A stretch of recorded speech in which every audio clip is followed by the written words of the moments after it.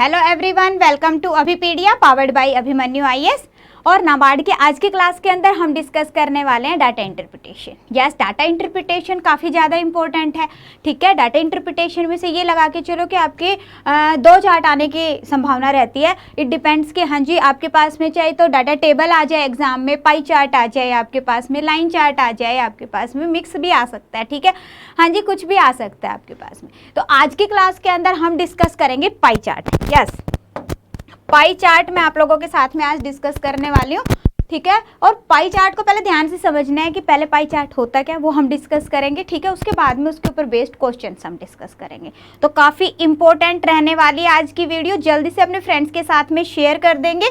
ठीक है, हाँ जी, जल्दी से अपने फ्रेंड्स के साथ में शेयर कर दीजिए वीडियो को। तो स्टार्ट कर रहे हैं। देखिए, सबसे पहले अगर हम बात करते हैं पाई चार्ट की, तो पाई चार्ट बेसिकली है क्या?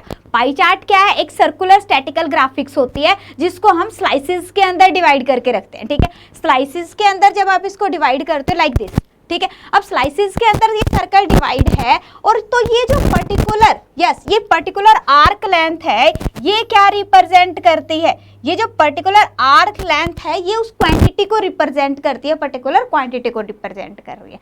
क्लियर है? हाँ जी। अब जैसे यहाँ पे ही है, ये पूरे का पूरा हमारे पास में चार्ट है। अब इस चार्ट को यहाँ पे डिवाइड किया गया है 9%, 25%, 32%, 24%, 10%। तो यहाँ पे आप देख रहे हो कि जो टोटल वैल्यू है, टोटल इज 100%। टोटल कितना है? 100% होगा जब भी आपके पास में पाई चार्ट गिवन होगा और वैल्यूज किस में है? परसेंटेज के अंदर। तो टोटल हमेशा 100% होगा।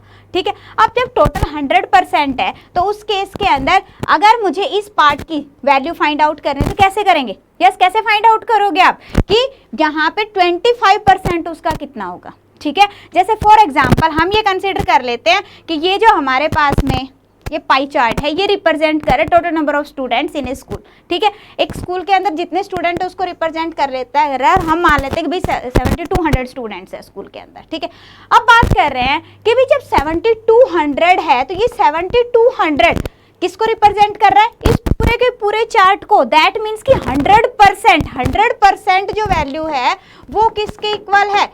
72% 100 के। ठीक है, दैट मीन्स कि अगर मैं 1% की बात करूं तो 1% किसके इक्वल है? 72 के। क्लियर? 1% किसके इक्वल आ गया? 72 के। तो अगर 1% 72 के है तो 10% किसके इक्वल हो गया? 10% हो गया 720 के इक्वल। ठीक है, इसी तरह से 9% की अगर मुझे वैल्यू फाइंड आउट करनी है तो 9% किसके इक्वल हो गया?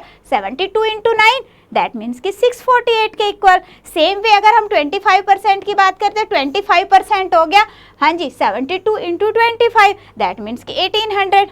ओके, 32% किसके इक्वल हो गया? 72 इंटू 32, दैट मीन्स 3204 के इक्वल हो गया।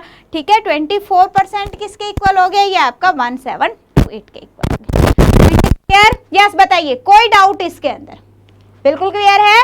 क्या है? पाई चार्ट क्या एक सर्कुलर स्टैटिकल ग्राफिक्स है जिसके अंदर स्लाइसेस बनी हुई है, जिसको स्लाइसेस के अंदर डिवाइड किया गया है, और एक एक स्लाइड क्या रिप्रेजेंट करे? किसी भी पर्टिकुलर न्यूमेरिकल वैल्यू को रिप्रेजेंट कर रही है। ओके, अब अगर हमारे पास में ये परसेंटेज के अंदर गिवन है, इन दैट केस ये पूरा क्या है? पूरा 100%, और जो आपके पास टोटल वैल्यू गिवन होगी that will be equal to 100%। Okay, point is clear? हाँ जी, कोई डाउट इसके अंदर? चलो, तो अब अगर हम बात करते हैं दूसरा कि और पाई चार्ट किस हिसाब से आ जाता है एग्जाम के अंदर। और पाई चार्ट के अंदर क्या होता है, कई बार ना यहाँ पे जो वैल्यूज है वो परसेंटेज में नहीं गिवन होती है आपके पास में, वो गिवन होती है डिग्रीज के अंदर। ये ध्यान रखिए, किसमें गिवन होती है? डिग्रीज के अंदर वैल्यूज गिवन है। और जब वैल्यू डिग्रीज के अंदर गिवन है तो डिग्री के अंदर हमें पता है कि पूरा जो सर्कल है तो इसका जो सेंट्रल एंगल है कितना होता है? 360 डिग्री का होता है। कितना है? 360 डिग्री का। दैट मीन्स कि ये जो हमारे पास में पूरे का पूरा पाई चार्ट है ये 360 डिग्री का है। ठीक है, और ये हमारी टोटल वैल्यू को रिप्रेजेंट कर रहा है। जैसे यहाँ पे है हमारे पास में कितना? 7200 है। ठीक है, तो अगर हमें 1 डिग्री की वैल्यू फाइंड आउट करनी है तो 1 डिग्री किसके इक्वल हो जाएगा? यस, 1 डिग्री हो जाएगा आपके पास में 20 के इक्वल हो गया। ये कैंसिल आउट हो गया ना, देखो किसके इक्वल हो गया? 20 के इक्वल हो गया। ओके, तो अगर 1 डिग्री आपके पास में 20 के इक्वल है तो अगर हम यहाँ पे देखें 72 डिग्री, तो 72 डिग्री किसके इक्वल हो गया? 72 इंटू 20, दैट मीन्स 1440। इसी तरह से 90 डिग्री किसके इक्वल हो गया, 90 into 20 1800, 54 degrees 1080, 72 degrees 1440, 54 degree again यहाँ पे 54 आ रहा है आपके पास में 108, ठीक है। इसी तरह से 18 डिग्री हो गया हमारे पास में 360। क्लियर? हाँ जी, कोई डाउट? अभी पाई चार्ट क्लियर है? अगर कोई डाउट है इन दैट केस कमेंट सेक्शन में कमेंट करके बताएंगे आप, ठीक है। क्लियर? ओके। क्या किया, जब यहाँ हमेशा ध्यान रखो जब भी बात हो रही डिग्री की, in that case total value is equal to 360 degree, ठीक है। अगर आ रहा है आपका परसेंटेज के अंदर, in that case total value is equal to 100%। बस एक छोटा सा कंसेप्ट है, उसके बाद तो जस्ट प्रैक्टिस है आप लोगों की। कंसेप्ट क्लियर है? चलो जी, अब हम देखते हैं, एक क्वेश्चन लेते हैं, ठीक है। अब यहाँ पे जब भी आपके पास एग्जाम में क्वेश्चन आएगा तो कुछ डायरेक्शंस गिवन होंगी, ठीक है। तो सबसे पहले उस डायरेक्शंस को आपने अच्छे से रीड करना है, सो दैट कि हमें पता चल जाए कि हमारे पास जो गिवन पाई चार्ट है वो क्या रिप्रेजेंट कर रहा है। ओके, अब यहाँ पे देखते हैं क्या है आपके पास में, the basic fuel expenditure of country is dominated by 4 major uses. क्या क्या यूजेस है? Domestic, transport, industry and electricity. Then in 1992 the total amount of energy used was equivalent to 600 million tons of coal. Okay, अब यहाँ पे देखो कि आपका जो पाई चार्ट 5 पार्ट्स के अंदर डिवाइड है। अब कंफ्यूज नहीं होना कि यहाँ पे तो 4 मेजर यूजेस थे और ये यहाँ पे 5 पार्ट्स के अंदर डिवाइड है। यहाँ पे जो 5th पार्ट है दैट इज अदर, ठीक है, that is other, that is in 20 degree. Okay, अब यहाँ पे आप देख रहे हो कि ये आपके पास में जो वैल्यूज हैं, हाँ जी, यहाँ पे जो हमारे पास में वैल्यूज है वो किस में गिवन है, डिग्री में गिवन है। दैट मीन्स कि जो पूरा टोटल है वो किसको रिप्रेजेंट कर रहा है, हाँ जी, 360 डिग्री को रिप्रेजेंट कर रहा है। क्लियर? हाँ जी, यहाँ तक किसी को कोई भी डाउट नहीं। अब हम पहले क्वेश्चन देखते हैं, क्वेश्चन के अकॉर्डिंग देखेंगे कि जिसकी रिक्वायरमेंट है उसको हम यूज कर लेंगे। अब यहाँ पे क्या है, the energy consumed for other purposes कौन सा है हमारे पास, ये है, is approximately what percent of total energy consumed for other 4 major uses. Other 4 major uses means this and this. ठीक है, अब हमें परसेंटेज फाइंड आउट करनी है। परसेंटेज फाइंड आउट करनी है तो हमें एक वैल्यू फाइंड आउट करने की जरूरत ही नहीं है, ठीक है। अब ऐसा नहीं है कि पहले आप अदर की वैल्यू निकालोगे फिर ठीक है, उसके बाद जो बाकी के 4 यूजेस हैं उनकी वैल्यू निकालोगे, उसके बाद परसेंटेज निकालोगे, तो उससे तो अपना क्वेश्चन जो है काफ़ी ज़्यादा लेंथी हो जाएगा और एग्जाम के अंदर हमारे पास इतना टाइम नहीं होता, ठीक है। तो अब इसको आप डायरेक्टली कर सकते हो। हमें पता है कि परसेंटेज फाइंड आउट करनी है, ठीक है, परसेंटेज फाइंड आउट करनी है। तो देखो यहाँ पे क्या है, the energy consumed for other purposes. अब हमने क्या करना है, सीधा हाँ जी, अदर का वैल्यू देखो 20 डिग्री है, 20 डिग्री, ठीक है। अब डिवाइडेड बाय व्हाट, हाँ जी, energy consumed for other 4 major uses, other 4 major पता है कि भाई टोटल कितना होता है 360 डिग्री, ठीक है। 20 यहाँ पे हमारे पास में अदर चला गया, तो बाकी के 4 कितने डिग्री के आएंगे, 340 डिग्री के। इन सबको टोटल कर लो, टोटल करने में टाइम लगेगा। अब सीधा देखो ना, 20 डिग्री यहाँ पे हमारे पास में अदर्स में आ गया तो बच गया कितना 340, तो कितना आ गया 340 डिग्री। अब हमें करना है परसेंटेज फाइंड आउट, तो आप डायरेक्टली कर सकते हो, ठीक है। डिग्री से डिग्री कैंसिल आउट हो गया एक तरह से, ठीक है। ये आ गया आपके पास में 1/17 और इसकी वैल्यू क्या आ जाएगी आपके पास में 5.8%। Okay, clear? कोई डाउट इसके अंदर? बिल्कुल क्लियर है। हाँ जी, इसको आप ऐसे भी कर सकते थे पर देखो काफ़ी लेंथी हो जाएगा वो, क्योंकि क्या करोगे, पहले हम यहाँ पे 20 डिग्री की वैल्यू फाइंड आउट करेंगे। 20 डिग्री की वैल्यू क्या आ जाएगी, 20 डिवाइडेड बाई 360 इंटू 600 है टोटल, ठीक है। फिर में आप 340 डिग्री की वैल्यू फाइंड आउट करोगे, 340 डिग्री की वैल्यू फाइंड आउट करोगे, डन।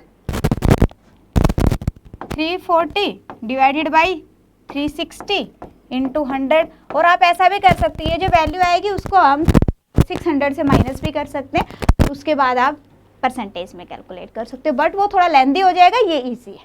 Okay, yes. नेक्स्ट देखिए, what is the difference between the energy used for domestic purpose and other purposes in the country in 1992। हाँ जी, डिफरेंस फाइंड आउट करना है आपको, energy used in domestic purpose. अब domestic अगर मैं देखूँ तो कितना है आपके पास में 45 डिग्री है, और तो अदर कितना है 20 डिग्री है, यही है। अब हमने दोनों का डिफरेंस फाइंड आउट करना है। अगेन वन मेथड इज, पहले डोमेस्टिक की वैल्यू आप फाइंड आउट कर लो, ठीक है, उसके बाद अदर की वैल्यू फाइंड आउट कर लो, और उसके बाद में दोनों का माइनस कर लो, ठीक है। दूसरा तरीका क्या है कि यहाँ से आप डायरेक्टली डिफरेंस फाइंड आउट करो, क्योंकि है तो सारा डिग्रीज में ही ना, तो 45 degree minus 42 degree, that means कि जो डिफरेंस है हमारे पास में वो कितना आ जाएगा। यस, यहाँ पे जो डिफरेंस है, डिफरेंस कितना आ जाएगा 45 degree minus 20 degree, that means 25 degree, 25 degree का डिफरेंस है। अब अगर हमने वैल्यू फाइंड आउट करनी है तो डिफरेंस के अंदर वैल्यू क्या आ जाएगी, 25 डिग्री है तो क्या करेंगे, divided by 360 into total value क्या है 600 मिलियन टन्स, ठीक है। तो ये आ जाएगा आपके पास में 12 तिया 36, 12 पंजे 60, 25 पंजे 125 बटा 3, 3 चौके 12, 41.67 million turns. Answer will B 41.67 million tons. Okay, कोई डाउट इसमें, बिल्कुल क्लियर है। हाँ जी, ऐसे भी कर सकते हो बिल्कुल। क्या हमें पता चल गया भाई 1 डिग्री की वैल्यू क्या होगी, हमें पता है 360 degree is equal to 360 degree जो है, यस 360 डिग्री जो है वो है 600 मिलियन टन्स के इक्वल। तो 1 डिग्री किसके इक्वल हो गया आपके पास 600 डिवाइडेड बाई 360, ठीक है। तो ये हो जाएगा 5/3 के इक्वल, ठीक है। अब हमने यहाँ पे डिफरेंस देखा, डिफरेंस अपने पास में कितना 25 डिग्री का, तो डिफरेंस कितना आ जाएगा हमारे पास में 25 डिग्री, डिग्री किसके इक्वल है 5/3 के, वही है। क्लियर, हाँ जी, कोई डाउट। नेक्स्ट देखिए, नेक्स्ट यहाँ पे क्या है, the difference between the fuel consumption of industry and transport in 1992 was equal to, industry and transport का डिफरेंस हमें फाइंड आउट करना है। सेम क्वेश्चन है, हाँ जी। इंडस्ट्री कितना है 110 डिग्री, ठीक है। ट्रांसपोर्ट कितना है 80 डिग्री। अगर हम डिफरेंस देखें तो डिफरेंस कितना आ गया, अगेन अलग अलग फाइंड आउट करने की जरूरत नहीं, डिग्री से डिग्री माइनस कर दो, ठीक है। कितना आ गया 30 degree, and 1 degree is equal to what 5/3, अभी किया हमने, ठीक है। तो यहाँ पे अपने पास में डिफरेंस कितना आ जाएगा 30 into 5/3, that means 50 million tons. Okay, so answer will be 50 million tons of coal. Clear है, कोई डाउट इसके अंदर? यस, किसी को कोई डाउट इसके अंदर? बिल्कुल क्लियर है। 5/3 कैसे आया ये भी पता चल गया। ओके, हम इसको ऐसे भी कर सकते थे 30 degree divided by 360 into 600, same answer आएगा। ओके, नेक्स्ट देखिए, if the energy requirement of the electricity in 1992 was 350 million turns, कह रहा है कि 1992 के अंदर जो एनर्जी की रिक्वायरमेंट है दैट इज 350 मिलियन टन्स। हाँ जी, इलेक्ट्रिसिटी कितना है 105 डिग्री, ठीक है। The amount of additionally primary energy required would be, कह रहे कि एडिशनल प्राइमरी एनर्जी की कितनी रिक्वायरमेंट होगी। अब देखो यहाँ पे हमारे पास में इलेक्ट्रिसिटी की वैल्यू है 105 डिग्री, ठीक है, और यहाँ पे कह रहा है कि कितना है, this is 350 million turns. That means कि यहाँ से हम क्या कर सकते हैं, टोटल फाइंड आउट कर सकते हैं, टोटल रिक्वायरमेंट कितनी होगी, टोटल रिक्वायरमेंट कितनी होगी। तो टोटल कैसे फाइंड आउट करोगे, अभी हमने ये नहीं लेना, ठीक है ना। ये तो कह रहा है कि हाँ जी the total amount of energy used was 1, ठीक है, बट यहाँ पे उसने अलग से एक पॉइंट दिया है कि इलेक्ट्रिसिटी की 350 मिलियन टन्स है, तो हमें 350 मिलियन टन्स के अकॉर्डिंग टोटल फाइंड आउट करनी है रिक्वायरमेंट। तो कैसे करते हैं हम, 105 डिग्री, ठीक है, डिवाइडेड बाई 360, ऐसे करते हो 105 degree by 13 into total is equal to, ये इसमें दिया ही हुआ है हमें। हाँ जी बताओ, क्लियर है ये वाला पॉइंट। तो टोटल की यहाँ पे वैल्यू क्या आ जाएगी, यस टोटल की वैल्यू यहाँ पे क्या आ जाएगी आपके पास में,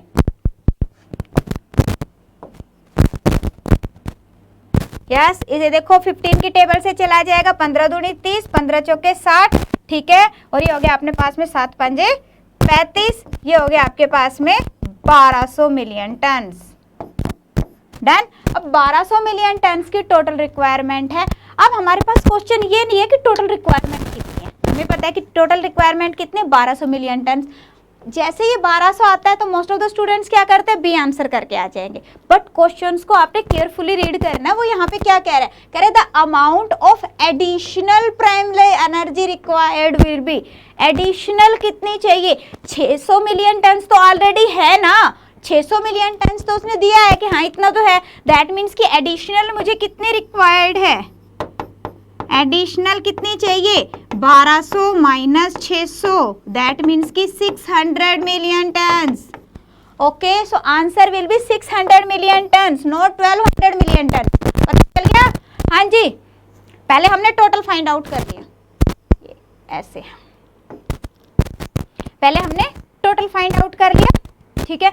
टोटल फाइंड आउट करने के बाद में हमने देखा कि हमारे पास में है कितना, 600 मिलियन टन ऑलरेडी है। अब हमें चाहिए कितना, टोटल 1200 चाहिए। अब क्या करेंगे, दोनों का डिफरेंस निकालेंगे तभी पता चलेगा कि कितना एडिशनल है, ठीक है। अब ये by chance value 600 million ton आ गई है, आपके पास में यहाँ पे कुछ और भी हो सकता था, किसी पर्टिकुलर की वैल्यू भी गिवन हो सकती थी, तो जरूरी नहीं है। कुछ स्टूडेंट्स ऐसे सोचेंगे कि यही आंसर है, ये आंसर नहीं है, ये आंसर आया हमारे पास में आफ्टर डिफरेंस। Okay, yes. अब नेक्स्ट क्वेश्चन देखो, if instead of coal oil has been used in industry purpose, if 1 ton of coal is equivalent to 3/4 tons of oil, then what approximate amount of oil will be required in the industry? Yes, industry में आपको बताना है। आते हैं industry में कितना degree है आपके पास, 110 डिग्री गिवन है। अब यहाँ पे देखो 110 डिग्री गिवन है इंडस्ट्री के अंदर। सबसे पहले हम देखते हैं कि कोल के कितने इक्विवेलेंट आएगा, ठीक है। तो अगर हम कोल देखें तो यहाँ पे कितना है, हमने शुरू में भी फाइंड आउट किया, वैल्यू किसके इक्वल आएगी, यस, वैल्यू किसके इक्वल आएगी आपके पास में 5/3। 1 डिग्री किसके इक्वल हमारा निकला, 5/3 के। 5/3 कैसे आया पता चल गया, हाँ जी। इसको ऐसे भी तो कर सकते हो ना आप, डिवाइडेड बाई 360 इंटू 600,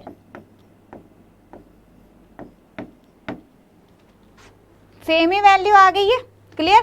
अब हमने क्वेश्चन में क्या गिवन है कि भाई जो 1 टन ऑफ कोल है ना, that is equal to 3/4 ton of oil, ठीक है। तो ऑयल अगर हम देखें तो ऑयल की रिक्वायरमेंट कितनी आ जाएगी, ये कोल है, ठीक है, और ऑयल किसके इक्विवेलेंट है हमारे पास में 3/4 के, तो इसको हम कर देंगे 3/4 से, ठीक है। तो ये हो जाएगा आपके पास में 2 पंजे 10, 2 पंजे 10, 27/2, ये हो गया आपके पास में 137.5 million ton. Okay, so answer क्या आ गया यहाँ पे, D will be the correct answer. कोई डाउट इसमें, क्लियर है बिल्कुल, हाँ जी बिल्कुल क्लियर, यस। नेक्स्ट देखते हैं, नेक्स्ट है आपके पास में, नेक्स्ट एक DI गिवन है। अब इस DI में क्या है, पहले डायरेक्शन देखते हैं।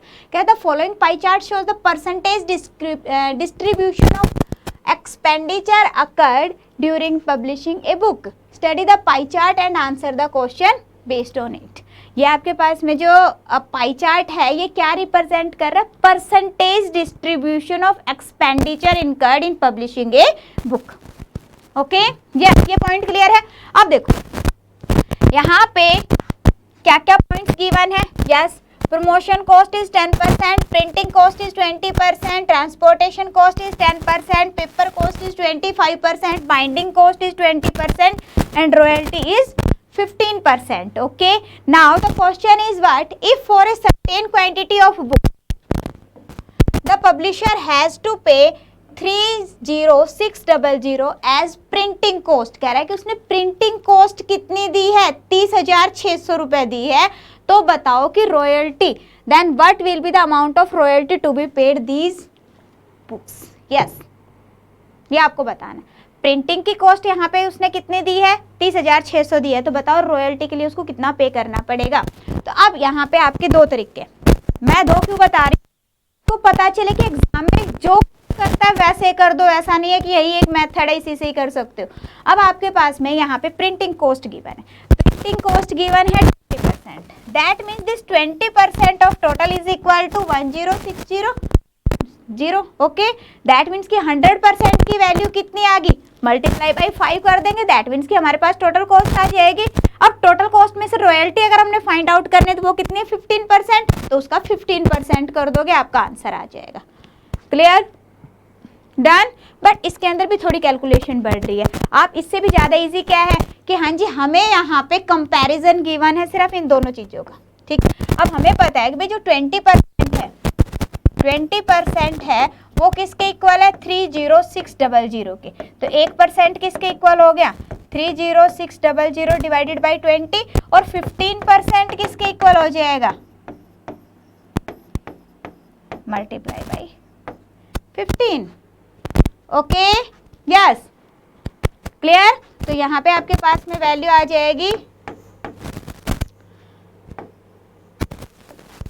ओके, ये वैल्यू आ गई, इसको आप मल्टीप्लाई करेंगे, आंसर आ जाएगा 22950। बताइए कोई डाउट इसमें?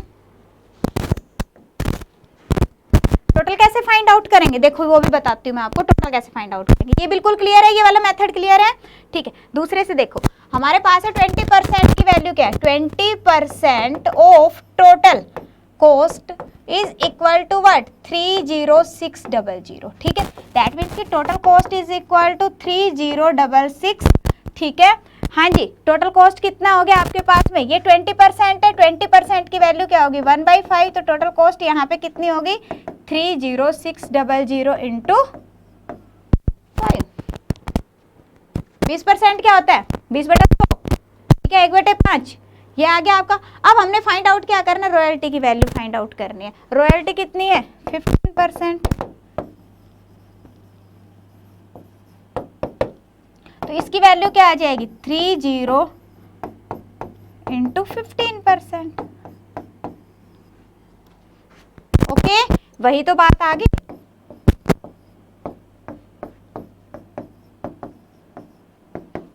सेम वैल्यू है,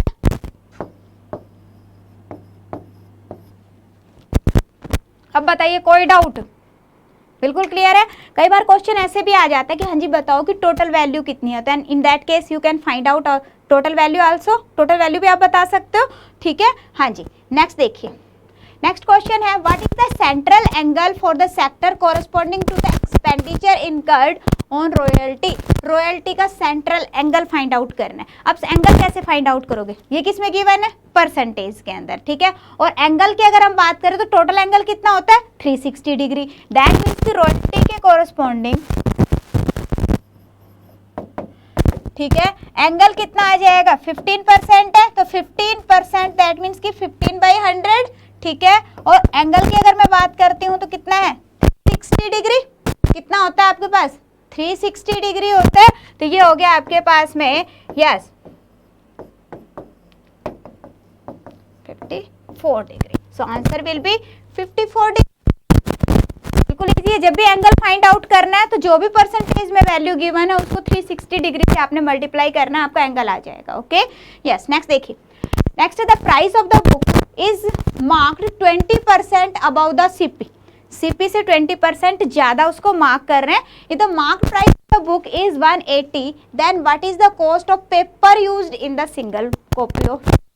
जरा पेपर पे बताओ कितना है। अब यहाँ पे क्या कह रहा है कि कितना परसेंट अबव किया है 20%, 20% अबव किया और मार्क प्राइस कितना आ रहा है 80 आ रहा है 80। अब देखो सीपी से 20% अबव उसने कहा है कितना है 180, क्लियर। तो यहाँ पे हमारे पास में सीपी की कॉस्ट कितनी आ गई, दिस इज 150। देखो इतना ही आएगा, क्लियर आएगा। आई थिंक इसमें तो कोई डाउट नहीं है, कैंसिल आउट वगैरह तो कर लोगे आप लोग। तो कितना आ गया आपके पास में 150 वैल्यू आ गई। दैट मीन्स कि एक जो बुक है उसके अंदर जो कॉस्टिंग लगी है वो हमारी कितनी लगी है 150 की लगी है। और क्वेश्चन क्या है कि बताओ कि पेपर कितने का यूज हुआ है, तो पेपर अगर मैं देखूँ तो कितना है 25%, तो पेपर कितना यूज हुआ है हमारे पास में 25%, ठीक है। कितना आ गया 37.50 रुपीज। हाँ जी बताओ, कोई डाउट इसमें? क्लियर है? यस क्लियर है सभी को? कोई भी डाउट इसमें? बिल्कुल क्लियर है? यस नेक्स्ट देखिए। यस नेक्स्ट क्वेश्चन है स्क्रीन पे। देखिए बेटा, अगर आप लोगों को किसी पर्टिकुलर टॉपिक में प्रॉब्लम आ रही है, मैं बार बार कह रही हूँ आपको, ठीक है, कि अब जब आप नाबार्ड के लिए प्रिपेयर कर रहे हो, ठीक है, अब उस केस के अंदर क्या है कि हमें देखना है कि किस टॉपिक में से ज़्यादा क्वेश्चंस आते हैं। हमें पता है जैसे डीआई आती है, नंबर सीरीज आती है, क्वाड्रेटिक इक्वेशन है, ये टॉपिक ज़्यादा इंपॉर्टेंट है, ठीक है। अब उस पर्टिकुलर टॉपिक को अगर आपने प्रिपेयर करना है तो उसके लिए आपको पूरा कंप्लीट कोर्स लेने की ज़रूरत नहीं है। आप क्या कर सकते हैं, अगर क्वान्टिटेटिव एप्टीट्यूड में प्रॉब्लम आ रही है, you can take only quantitative aptitude part, okay, ठीक है। लॉजिकल रीजनिंग में प्रॉब्लम आ रही है, लॉजिकल रीजनिंग पार्ट ऐसे भी ले सकते हो। इसके अलावा ऐसा भी है कि अगर फर्दर आपको ऐसे मान लो आप कहते हैं कि क्वांटिटेटिव एप्टीट्यूड के अंदर भी मुझे किस में प्रॉब्लम आ रही है, फॉर एग्जांपल मुझे पाई चार्ट में दिक्कत आ रही है, ठीक है, वैसे तो आई थिंक मैंने आपको सारा डिटेल में बताया, फिर भी अगर आपको दिक्कत आ रही है, ठीक है, तो आप यहाँ से इसके अंदर माइक्रो कोर्सेज में जाके, यस डिस्क्रिप्शन में माइक्रो कोर्सेज का लिंक अवेलेबल है, माइक्रो कोर्सेज में जाके सिर्फ पाई चार्ट आप ले सकते हो। फर्दर आप कहते हो कि नहीं मुझे कंसेप्ट तो क्लियर है, मुझे प्रैक्टिस के लिए क्वेश्चंस की जरूरत है, तो माइक्रो कोर्सेज के अंदर ही जब आप जाओगे तो वहाँ पे आपको एमसीक्यूज भी अवेलेबल है, ठीक है, आप सिर्फ वो एमसीक्यूज ले सकते हो और वो विद डिटेल्ड सॉल्यूशन अवेलेबल है, ठीक है ना, तो आप वो भी ले सकते हो। क्लियर है बच्चे? हाँ जी सभी को पॉइंट क्लियर हो गया? चलो जी, अभी क्वेश्चन का आंसर आना चाहिए जल्दी से। देखो क्या है question, if 5500 copies are published and the transportation cost on them is amount 82500, then what should be the selling price of the book so that the publisher can earn a profit of 25%? 25% profit उसको earn करना है। Yes बताएंगे? Excuse me. अब देखो 5500 copies हैं, ठीक है, अब 5500 कॉपीज के अंदर ट्रांसपोर्टेशन कॉस्ट कितनी आ रही है?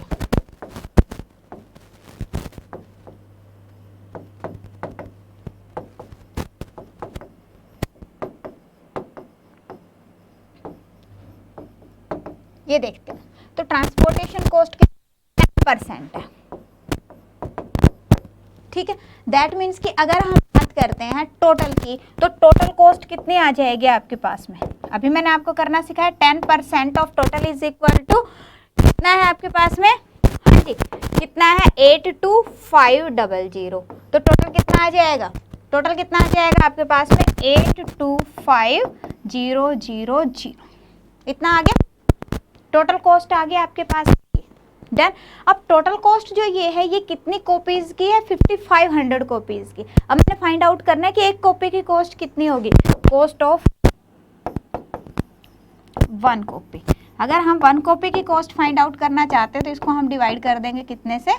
यस 5500 से, ठीक है।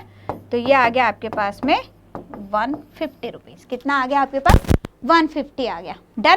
अब बात आती है कि हाँ जी 150 तो आ गया, ये तो हमारी कॉस्ट पड़ी है, और वो क्या कह रहा है कि पब्लिशर 25% का प्रॉफिट चाहता है। दैट मीन्स कि उसको कितने में बेचेगा? कितने में बेचेगा? 25% का उसको प्रॉफिट चाहिए। ओके, ये हो गया आपके पास में 5/4। कितना आ जाएगा? Yes this will be 187.5।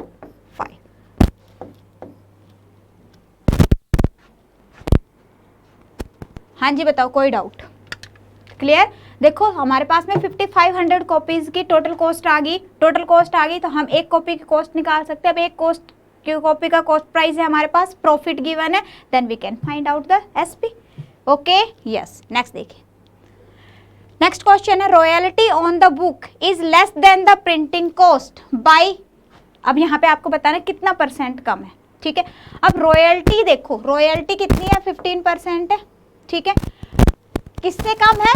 Printing cost से। प्रिंटिंग कॉस्ट कितनी है? 20% है, ठीक है। तो कितना लेस है? हम यहाँ पे देख रहे हैं 5% लेस, ठीक है। अब यहाँ पे उसने ये देखना है कि हाँ जी कि डायरेक्ट आपको इसको आप फाइंड आउट कर लो। अब यहाँ पे less than the printing cost का है। अगर हम यहाँ से जब वैल्यू फाइंड आउट करेंगे तो किसके कंपैरिजन में आपको करना पड़ेगा? रॉयल्टी के कंपैरिजन में करना पड़ेगा। रॉयल्टी कितनी है? 20% है, ठीक है। तो यहाँ पे अपने पास में आंसर क्या आ जाएगा? 25%। कुछ स्टूडेंट्स 5% का डिफरेंस कर देंगे, 5% आंसर नहीं आएगा, this will be 25%। Done? Clear है? यस। देखो यहाँ पे कंफ्यूज नहीं होना आपने, यहाँ पे परसेंटेज के अंदर आपसे पूछा गया है आंसर, ठीक है। अब देखो अगर मान लो मैं कंसीडर करके चलती हूँ कि हमारे पास जो टोटल कॉस्ट है मान लो 100 रुपये, ठीक है, 100 रुपये है, दैट मीन्स कि रॉयल्टी की कॉस्ट कितनी होगी? 15 रुपये और प्रिंटिंग की कॉस्ट होगी 20 रुपये। अब हमें इसको परसेंटेज में फाइंड आउट करना है। जब हमने इसको परसेंटेज में फाइंड आउट करना है तो हमने देखा कि रॉयल्टी 15 और प्रिंटिंग कॉस्ट कितनी है आपके पास में? 20, तो डिफरेंस कितने का आ रहा है? 5 रुपये का। अब हमें परसेंटेज में फाइंड आउट करना है, किसके रेफरेंस में फाइंड आउट करोगे? प्रिंटिंग कॉस्ट के ऊपर, ठीक है। तो कितना आ जाएगा आपके पास? 25% आ जाएगा। सो answer will B 25%, not 5%। I hope इसमें किसी को कोई डाउट नहीं होना चाहिए। क्लियर है सभी को? यस।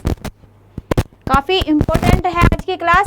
तो अभी आज की क्लास के अंदर अगर आपको लगता है कि कुछ सीखने को मिला है, इन जो क्लास है यूजफुल है आपके लिए, तो वीडियो को लाइक करेंगे, अपने फ्रेंड्स के साथ में शेयर जरूर करेंगे। Okay, so it was all for today. मिलते हैं नेक्स्ट क्लास के अंदर। Best of luck. Thank you so much.